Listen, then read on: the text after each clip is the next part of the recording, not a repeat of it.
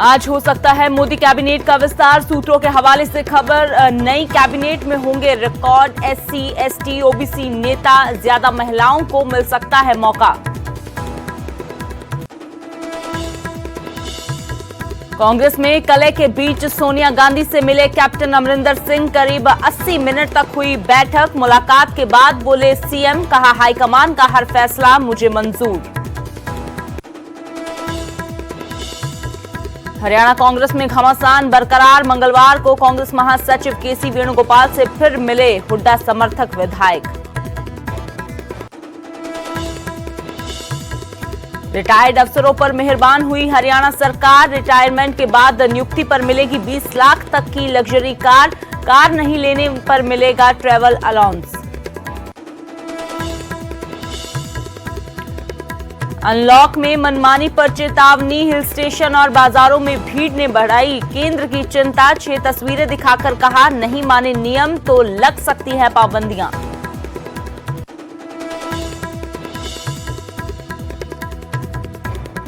किरकिरी के बाद हिमाचल के मंत्री महेंद्र सिंह ने शिक्षकों पर दिया बयान, लिया वापस। कहा, मजाक मजाक में कह दी बात, मैं अपने शब्द लेता हूं वापस।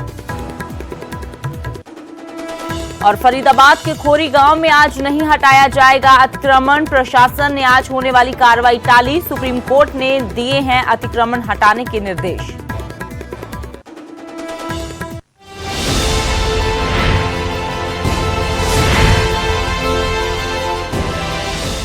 नमस्कार, न्यूज़ 18 पंजाब हरियाणा हिमाचल देख रहे हैं आप और आपके साथ मैं हूं अमृत वर्दी। बुलेटिन की शुरुआत करते हैं हिमाचल के पूर्व मुख्यमंत्री वीरभद्र सिंह के साथ, जिनकी तबीयत एक बार फिर से बिगड़ी है। जी हां, वीरभद्र सिंह की तबीयत बिगड़ी है। उनको सांस लेने में तकलीफ बड़ी है। वेंटिलेटर पर उनको शिफ्ट कर दिया गया है। तो वीरभद्र सिंह, जिनका फिलहाल आईजीएमसी में इलाज चल रहा है। पिछले दिनी वीरभद्र सिंह जो कोरोना पॉजिटिव पाए गए थे, हालांकि अब तक 2 बार वो कोरोना पॉजिटिव पाए जा चुके हैं, लेकिन कोरोना को मात देकर तो वो ठीक हो गए हैं। लेकिन अब फिर से उनकी जो तबीयत बिगड़ी है, सांस लेने में उनको तकलीफ हुई है। वेंटिलेटर पर उनको अब शिफ्ट कर दिया गया है, क्योंकि उनकी तबीयत जो है वो काफी गंभीर बताई जा रही है। तो कोरोना को तो 2 बार मात दे चुके हैं वीरभद्र सिंह, लेकिन एक बार फिर से उनकी तबीयत बिगड़ी है। आईजीएमसी में उनका इलाज चल रहा है। फिलहाल स्थिति कैसे है जान लेते हैं। रणबीर सिंह हमारे सहयोगी जुड़े हुए हैं। तो रणबीर, हालांकि कोरोना को तो बार बार मात दे रहे हैं वीरभद्र सिंह, लेकिन अब फिर से तबीयत बिगड़ी है। क्या कुछ जानकारी मिल रही है और अभी स्थिति कैसी है उनकी? जी हाँ, देखिए अभी आप लोगों ने तो आना है ही नहीं। मेडिकल बुलेटिन जारी किया गया था देर शाम 7:30 बजे के करीब, जिसमें जो एमएस है आईजीएमसी के डॉक्टर जनक राज, उन्होंने बताया था कि उन्हें जो है सांस लेने में तकलीफ है, जिसके चलते उन्हें जो है वेंटिलेटर पर शिफ्ट किया गया है। जो कार्डियोलॉजी विभाग के जो डॉक्टर हैं, उनकी निगरानी में जो पूर्व मुख्यमंत्री हैं, तो जैसा कि देखा गया था कि 2 दिन पहले जब भाजपा के भाजपा के राष्ट्रीय अध्यक्ष जेपी नड्डा उन्हें देखने पहुंचे थे, उससे ठीक पहले सुबह के समय भी उनकी तबीयत थोड़ी बिगड़ी थी और जेपी नड्डा भी उनसे जो है बात नहीं कर पाए थे। उसके बाद से उनकी तबीयत थोड़ी सी नासाज बताई जा रही थी। कल शाम को ये जो है अपडेट आईजीएमसी प्रशासन की तरफ से दिया गया था। अब उसके बाद ये अपडेट है कि बाकी चीजें जो है उनकी ये बताया जा रहा है कि नॉर्मल है। हालांकि उम्र ज्यादा है, इसलिए तकलीफ जो है उनकी बड़ी है, लेकिन अभी ये बताया जा रहा है कि हालत जो है उनकी स्थिर है। ऑक्सीजन लेवल भी जो है वो सामान्य बताया जा रहा है। ऑक्सीजन की उन्हें जो है तकलीफ नहीं है। डॉक्टरों की विशेष टीम जो है उनकी निगरानी कर रही है। ये जो है डॉक्टरों का बार बार कहना है कि उम्र काफी ज्यादा है, जिसकी वजह से शायद उन्हें उनकी तकलीफ बड़ी है, लेकिन फिलहाल अभी वो जो है वेंटिलेटर पर शिफ्ट किया गया है उन्हें। ये जानकारी आईजीएमसी प्रशासन की तरफ से दी गई है। जी अमृत। बिल्कुल रणबीर, तो फिलहाल अभी तो स्थिर बताई जा रही है स्थिति। आगे आगे जैसे भी हालात बनेंगे आपसे जानकारी लेते रहेंगे। रणबीर, फिलहाल आप बने रहें हमारे साथ। अगली खबर पर फिर से आपका रुख करते हैं। तो फिलहाल वीरभद्र सिंह की स्थिति खराब भी है, ठीक भी बताई जा रही है, लेकिन सांस लेने में उनको तकलीफ आ रही है और उनकी इसी हालत को देखते हुए उन्हें वेंटिलेटर पर जो शिफ्ट कर दिया गया है, आईजीएमसी में उनका फिलहाल इलाज चल रहा है। तो हिमाचल के पूर्व सीएम हैं वीरभद्र सिंह, जिनकी तबीयत एक बार फिर से बिगड़ी है। तो बात करते हैं हिल स्टेशंस की, जहां पर आजकल भरमार नजर आ रही है। हिल स्टेशन और बाजारों में जो भीड़ बढ़ रही है उसने केंद्र की चिंता बढ़ा दी है। स्वास्थ्य मंत्रालय ने हिमाचल के मुख्य सचिव को पत्र लिखा है क्योंकि वीकेंड पर शिमला मनाली में पर्यटकों की भारी भीड़ जुटी थी और स्वास्थ्य मंत्रालय में अनलॉक में मनमानी पर चेतावनी दी है। स्वास्थ्य मंत्रालय ने 6 तस्वीरें दिखाकर कहा कि नहीं माने नियम तो लग सकती हैं पाबंदियां, क्योंकि जो तस्वीरें सामने आई हैं वो वाकई में कहीं ना कहीं सवाल भी खड़े करती हैं और कहीं ना कहीं चिंता बढ़ाने वाली भी हैं, क्योंकि अभी जैसे ही 1 जुलाई से हिमाचल में पाबंदियां हटा दी गई कि वहां पर ना तो ई पास की अब जरूरत है, ना ही कोविड टेस्ट वहां पर होगा, इसके साथ ही और पाबंदियां हटाई गई तो वहां पर पर्यटकों की भरमार हो गई।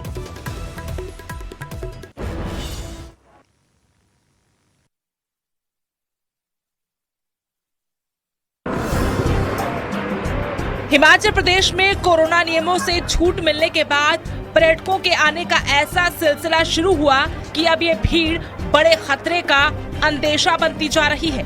देश ने अभी अभी कोरोना की दूसरी लहर का कोहराम देखा है, अस्पतालों में मरीजों की भीड़ देखी है, रोते बिलखते अपनों को खोते लोग देखे हैं,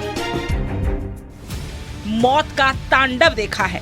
लेकिन जैसे ही कोरोना का कहर कम हुआ और मैदानी इलाकों में पारा चढ़ा, लोग गर्मी से राहत पाने के लिए, सुकून के पल बिताने के लिए पहाड़ों की तरफ दौड़ पड़े। वीकेंड पर अकेले शिमला में 40,000 से ज्यादा पर्यटक आए और 10,000 से ज्यादा गाड़ियां। पिछले हफ्ते में 26,262 गाड़ियां शिमला पहुंची। शिमला की हर सड़क पर लोगों का हुजूम दिखा। हजारों की संख्या में पर्यटक कोरोना की संभावित तीसरी लहर को भी न्योता देते दिखाई दे रहे हैं। यही भूल कोरोना की पहली लहर के बाद की थी और दूसरी लहर के बाद जब एक्सपर्ट्स कोरोना की संभावित तीसरी लहर के लिए चेता रहे हैं, तब सब कुछ भूलकर यूं बाहर निकल पड़ना कहां तक सही है। शिमला का ये हाल है कि यहाँ पर्यटकों के साथ साथ स्थानीय लोग भी कोरोना से बेखौफ नजर आ रहे हैं। सोशल डिस्टेंसिंग की तो किसी को परवाह ही नहीं है। गली हो या बाजार हो, हर जगह लोग झुंड में नजर आ रहे हैं। देखिए, शिमला में कोविड की रिस्ट्रिक्शंस ख़त्म होने के बाद जो है ये दूसरा हमारा वीकेंड था, तो इस वीकेंड पे काफ़ी ज़्यादा टूरिस्टों का जो है फ्लो आया है। अगर हम वीकेंड की बात करें तो सैटरडे संडे को अगर हम बताएं तो अप्रॉक्सीमेटली 10,000 व्हीकल्स जो हैं शिमला सिटी के अंदर एंटर किए हैं। और जहाँ तक रही पूरे हफ्ते की बात, तो पूरे हफ्ते में हमारे पास मंडे से लेकर के संडे तक जो है अप्रॉक्सीमेटली 26,500 व्हीकल्स जो है एंटर किए हैं शिमला सिटी में। तो टूरिस्टों का इनफ्लो जो है काफ़ी ज़्यादा बढ़ गया है, जिस वजह से थोड़ा ट्रैफिक का कंजेशन भी रह रहा है और टूरिस्टों की आमद जो है काफ़ी ज़्यादा बढ़ चुकी है।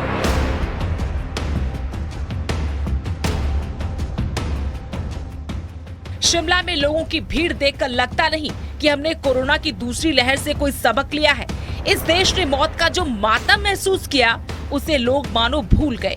जो देश चंद हफ्तों पहले शमशान में तब्दील हो गया था, वहाँ फिर लोगों की ऐसी लापरवाही चिंता बढ़ाने वाली है, क्योंकि कोरोना महामारी खत्म नहीं हुई है। बस हम सावधानियां बरत रहे थे, लॉकडाउन का पालन कर घरों में थे, तो कोरोना अपना कहर नहीं दिखा पाया और कोरोना की रफ्तार धीमी हो गई। ठीक वैसे जैसे कोरोना की पहली लहर के बाद पड़ी थी, तब भी सबने यही गलती की थी और आज भी वही गलती दोहराई जा रही है। शिमला से रणबीर सिंह, न्यूज़ 18। तो हिल स्टेशन पर ये जो पर्यटकों की बढ़ती हुई भरमार है, इसने केंद्र को चिंता में डाला है और इसके साथ ही चेतावनी देने पर भी मजबूर कर दिया है। फिलहाल रणबीर हमारे सहयोगी शिमला से जुड़े हैं और धर्मशाला से विचित्र जुड़े हैं। तो रणबीर, अगर सिर्फ वीकेंड की बात की जाए तो पिछले वीकेंड ही 40,000 के करीब पर्यटक बताए जा रहे हैं जो शिमला में मौजूद रहे। जाहिर सी बात है कि इतनी बड़ी पर्यटकों की भरमार देखकर केंद्र भी चिंता में है और ये सवाल इसलिए भी खड़ा हो रहा है कि अभी खतरा टला नहीं है, तो ऐसे में क्या ऐसी लापरवाही बरती जा सकती है? जी हाँ, देखिए वाकई चिंता की बात है और परेशानी में डालने वाली बात है कि जिस तरह से ये भीड़ जो है लगातार बढ़ती जा रही है। तस्वीरें जो है हर रोज निकल कर आ रही है। वीकेंड पर जो है जो सैलानियों की तादाद है वो बढ़ती जा रही है। यहाँ सैलानियों की ही बात नहीं है, स्थानीय लोगों की भी बात करें, बाजार में आप देखिए किस तरह से भीड़ जो है लगातार उमड़ रही है, जिसको लेकर जाहिर सी बात है कि पिछले काफी समय से ये तस्वीरें निकल कर आ रही थी। हर वीकेंड पर जो पिछला आंकड़ा था सैलानियों का आने का, वो बढ़ता जा रहा था, गाड़ियों का आंकड़ा जो बढ़ता जा रहा था, जिसको लेकर जो है चिंता जताई गई थी। एक आंकड़े की अगर हम बात करें, हिमाचल पुलिस ने जो आंकड़ा दिया था जून महीने के पिछले 2 सप्ताह थे, जो लास्ट 2 वीक्स थे, हैरानी इस बात की है कि फेस मास्क को लेकर जो पूरे हिमाचल में चालान किए गए थे, 3,500 से ज्यादा चालान थे और 20 लाख रुपए से ज्यादा का जुर्माना पुलिस ने वसूला था। तो सोचिए कितने बड़ी पैमाने पर जो है उल्लंघना हिमाचल में हुई है। और यहाँ पर जो तस्वीरें निकल कर आती हैं, जिस पर ये देखा जा सकता है कि लोग झुंड में किस तरह से होते हैं, सोशल डिस्टेंसिंग की तो परवाह किसी को भी नहीं है। और ये लापरवाही बहुत सारी जगहों पर राजनेताओं की तरफ से देखी गई, यहाँ तक कि पुलिस ऑफिशियल्स की भी देखी गई।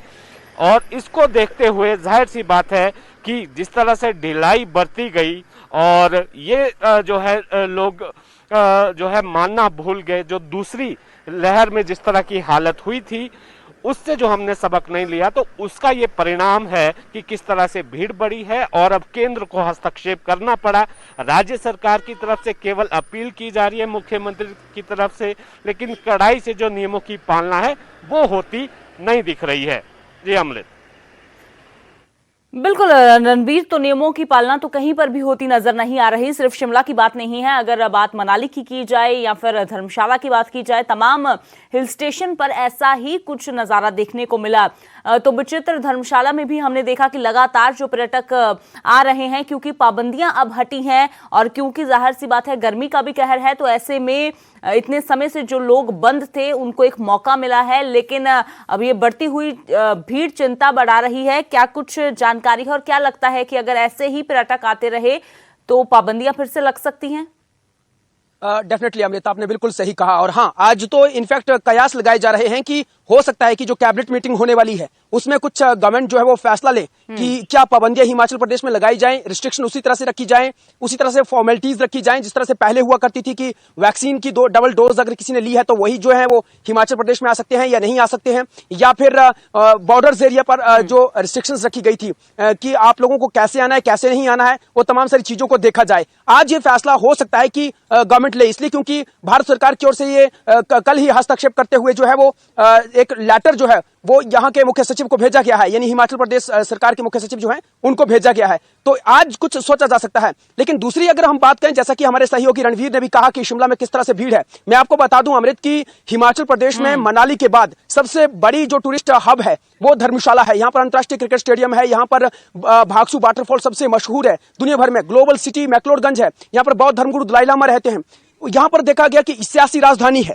और बीते कल ही हम लोगों ने देखा कि किस तरह से कांग्रेस के नेताओं ने यहाँ पर आकर जो है वो जमघट लगाया, धक्का मुक्की हुई, इतनी सारी क्राउड, यूं लग रहा था जैसे कि दूसरी जो वेव थी, जो सेकंड वेव थी कोरोना की, उससे हम बिल्कुल भूल चुके हैं। कितनी डेथ्स हुई हैं, कितना हाई रेट गया था संक्रमण का, वो सब चीजें हम भूल चुके हैं। हालांकि तीसरी लहर आने को है, तीसरी लहर को आने को है, बावजूद इसके हम लोग मानने को तैयार नहीं है कि वो तीसरी लहर इतनी भयावह हो सकती है। पहले ही WHO जो है वो इस बारे में आगाह कर चुका है कि तीसरी लहर और कितनी खतरनाक हो सकती है। हम लोगों ने टूरिस्ट से बातचीत की तो उनका तो ये कहना था कि कोरोना कुछ भी नहीं है। कोरोना के बारे में क्या पंजाब में आकर देखिए आप, कहां कौन मास्क पहन रहा है, कितना किसान मूवमेंट हो रहा है, बहुत सारे मूवमेंट हो रहे हैं, बहुत सारे लोग इकट्ठा होते हैं, कहां कोरोना की बात कौन कर रहा है यहाँ पर। तो इस तरह के भी सवाल जो है वो लोग खुद खड़े कर रहे हैं। तो अमृत, कहीं ना कहीं चिंता का सबब तो जरूर है। और आज तो सवाल जहां लोगों पर खड़े हो रहे हैं, वहीं सियासतदानों पर भी सवाल खड़े होते हैं कि अगर सियासतदान ही ऐसे नियमों की धज्जियां उड़ाएंगे तो लोगों में कैसा संदेश जाएगा, ये तो हम अंदाजा लगा सकते हैं। शुक्रिया विचित्र इस तमाम जानकारी के लिए। रणबीर, आपका भी शुक्रिया फिलहाल इस तमाम जानकारी के लिए। तो लगातार शिमला, धर्मशाला, मनाली में जिस तरीके से पर्यटकों की भरमार हो रही है, उसको देखते हुए जो तस्वीरें सामने आई हैं वो 6 तस्वीरें दिखाकर जो चेतावनी दी गई है केंद्र की ओर से कि अगर समय रहते ऐसे पाबंदियां अगर कंट्रोल नहीं किया गया इस भीड़ को तो पाबंदियां फिर से लगाई जा सकती हैं।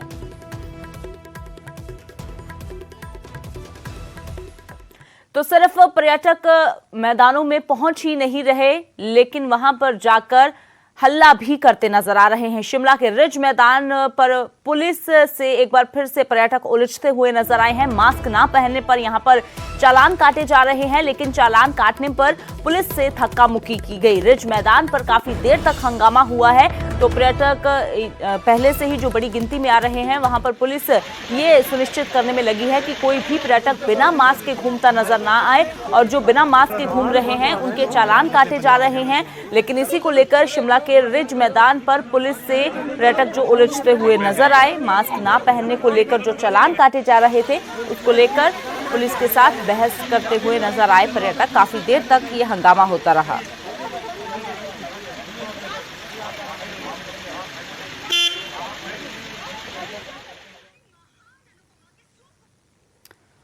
और अब बात करते हैं फरीदाबाद की, जहां के खारी गांव में आज तोड़फोड़ नहीं होगी। प्रशासन ने आज होने वाली कार्यवाही स्थगित कर दी है।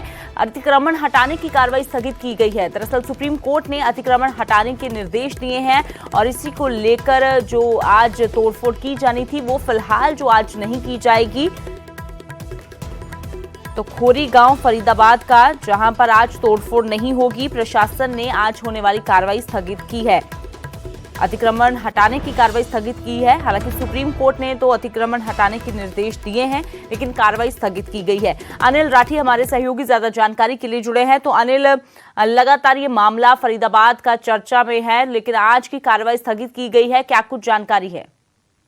जी देखिए, लगातार जिस तरीके से जो है वो नगर निगम को जब से सुप्रीम कोर्ट की तरफ से ऑर्डर मिले थे, तो उसी के बाद से लगातार जो है वो प्रयास किए जा रहे थे, और इस गांव को लेकर के जो है वो प्रयास की तोड़ने की तैयारी जो है वो लगभग प्रशासन की पूरी कर ली थी। बात करी जाए, कल जो है वो मॉक ड्रिल की गई है, और जो आशंका जताई जा रही थी कि आज जो है वो इसमें यहाँ पे तोड़फोड़ की कार्रवाई करनी थी, तो इसी को लेकर के लगातार जो है वो प्रयास किए जा रहे थे। और जिस तरीके से फिलहाल सुबह सुबह सूचना बताई जा रही है कि ये कोई महापंचायत का जिस तरीके से इन्होंने कॉलोनी वासियों ने आह्वान किया था, तो महापंचायत को करने के चलते जो है वो फिलहाल आज नगर निगम की तरफ से स्थगित की गई है। और अभी फिलहाल कारणों का कुछ स्पष्ट नहीं बताया गया, और कहीं ना कहीं जिस तरीके से स्थिति क्लियर नहीं कर पाए हैं नगर निगम का कोई भी आला अधिकारी, इस पूरे मामले पर नहीं बोलने के लिए तैयार है। लेकिन गुप्त सूचनाओं के अनुसार जो है वो सूचना मिल रही है कि कार्रवाई जो है वो स्थगित कर दी गई है।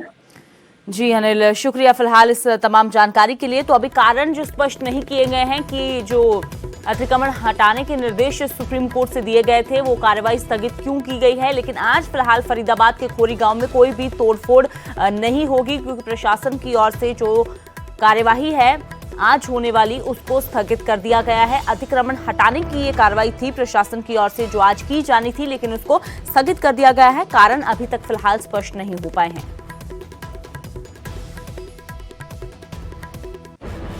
और अब बात करते हैं पंजाब की सियासत की। पंजाब कांग्रेस में कलह के बीच पंजाब के मुख्यमंत्री कैप्टन अमरिंदर सिंह सोनिया गांधी से मिलने मंगलवार सुबह दिल्ली पहुंचे।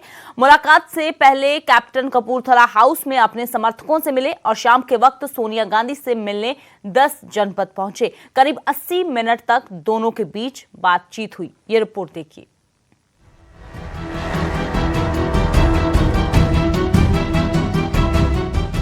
पंजाब के अंदर कांग्रेस की नई तस्वीर का खाका तैयार हो चुका है, और मंगलवार को पार्टी सुप्रीमो सोनिया गांधी और मुख्यमंत्री कैप्टन अमरिंदर सिंह की बैठक के दौरान इसको हरी झंडी दे दी गई।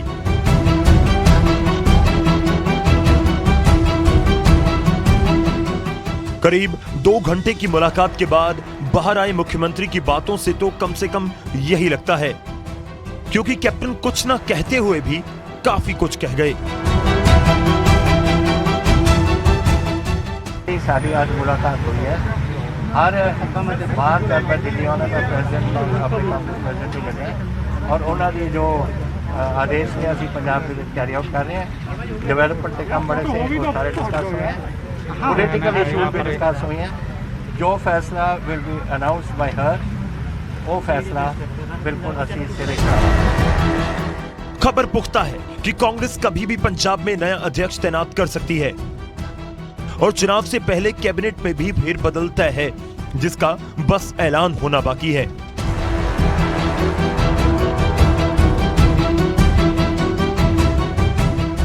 बातें थी हमारी इंटरनल मैटर पार्टी की, हमारे पंजाब के डेवलपमेंट की, वो सारी बातें मेरी उनसे हुई हैं। एंड आई हैव जो फैसला कांग्रेस प्रेसिडेंट करेंगे as far as Punjab party is concerned or whatever other political activity, we are all geared up to take full action on जो भी वो चाहेंगे। सबसे बड़ा सवाल तो सिद्धू का था कि आखिर नई पिक्चर में सिद्धू का रोल क्या होगा, जिस पर कैप्टन ज्यादा कुछ नहीं बोले।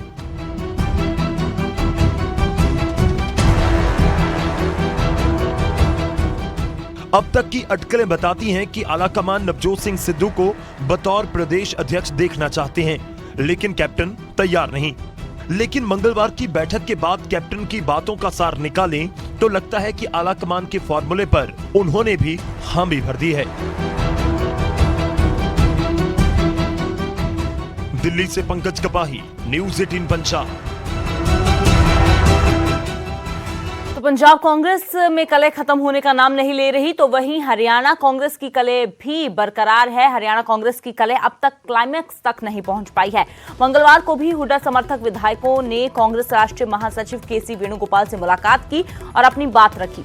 वेणुगोपाल से मुलाकात के बाद कांग्रेसी विधायकों ने मीडिया से कोई बात नहीं की। हालांकि इस मुलाकात से पहले हरियाणा कांग्रेस प्रभारी विवेक बंसल हुड्डा के आवास पर पहुंचे थे और जब उनसे इस मुलाकात के बारे में पूछा गया तो उनको कहना था कि विधायक सिर्फ संगठन की कमेटी पर चर्चा कर रहे हैं, प्रदेशाध्यक्ष को हटाने की कोई बात नहीं हो रही है। लेकिन इस सब के बीच में हरियाणा कांग्रेस में जो कलह है वो उसका सस्पेंस भी बरकरार है और अभी तक वो अपने क्लाइमैक्स तक भी नहीं पहुंच पाई है। वाल्मीकि जी हमारे साथ बात करने के लिए मौजूद है। सर, आलाकमान से मुलाकात हुई, जो खबरें निकल कर आ रही हैं कि आपसी मतभेद, क्या लग रहा है सर? नहीं, कोई मतभेद की बात नहीं, ये पार्टी ऑफिस है, पार्टी में अपने नेताओं के साथ विचार करना ये आम रूटीन की बात है। सर, प्रदेश अध्यक्ष के नाम को लेकर चर्चा हो रही है, क्या उसमें कोई बदलाव हो सकता है? देखिए, हाईकमान की बात है, ये हाईकमान देखेगी, फैसला हाईकमान ही करता है, शीर्ष नेतृत्व करता है। सोनिया गांधी जी, राहुल गांधी जी हमारे नेता हैं, वो सही समय पर सही फैसला करते हैं। तो चुनाव की तैयारी को लेकर क्या बातचीत चल रही है? जो चुनाव होने वाले हैं उसको लेकर आप लोग बदलाव चाह रहे हैं, ऐसी खबर निकल कर आ रही है। देखिए, चुनाव की चर्चा तो सब होती है, उसमें कोई वो नहीं, चुनाव की भी चर्चा होती है, भाई पंचायती चुनाव आ रहे, जिला परिषद के चुनाव आ रहे। आखिरी सवाल सर, ओपी चौटाला के बाहर निकलने के बाद जो जाट लोग हैं वो साफ तौर पर उनकी तरफ आकर्षित होंगे, क्या लगता है आपको कि जो जाट राजनीति हरियाणा में असर करेगी? अरे नहीं भाई, सबको पता है ओम प्रकाश चौटाला जी क्यों जेल में गए थे, और ये तो कानूनी प्रक्रिया के अधीन है, उनको सजा हुई तो कोर्ट के थ्रू हुई है, न्यायपालिका